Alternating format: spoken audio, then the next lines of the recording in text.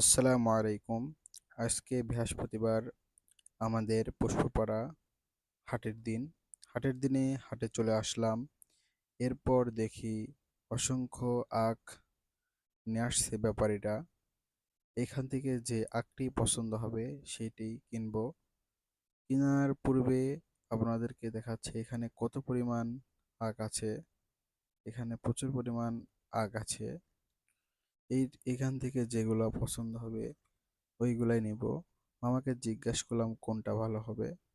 মামা বলল যে লালটাই নিন, লালটা নিলেই ভালো হবে। এই জন্য সিদ্ধান্ত নিলাম লাল আখটি নিব।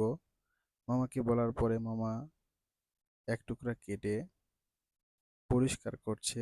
গার সঙ্গে যে ময়লা থাকে সেগুলা পরিষ্কার করছে। মামাকে আরো জিজ্ঞাসা করলাম, মামা দাম কত টাকা? মামা বলল 50 টাকা পিস।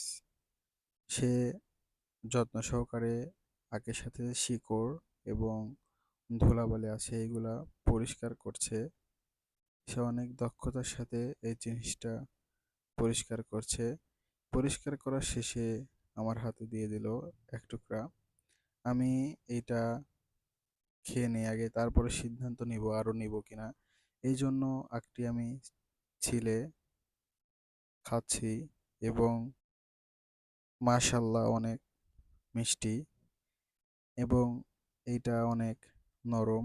এটা আমার দেশীয় যেগুলো আখ আছে এগুলো একটু শক্ত হয়, ছিলতে কষ্ট হয়। যেগুলো আপনারা দেখতে পারছেন কাটছে, এগুলা ছিলতে অনেক কষ্ট হয়। এটাও একটি নিয়ে নিলাম। আর যেটা আমি নিয়ে যাচ্ছি আখ, ওইটা ছিলতে অতটা কষ্ট হয় না, এটা নরম। এবং তারপর আখ নেওয়ার পরে মামাকে টাকা দিয়ে আমরা বাড়ির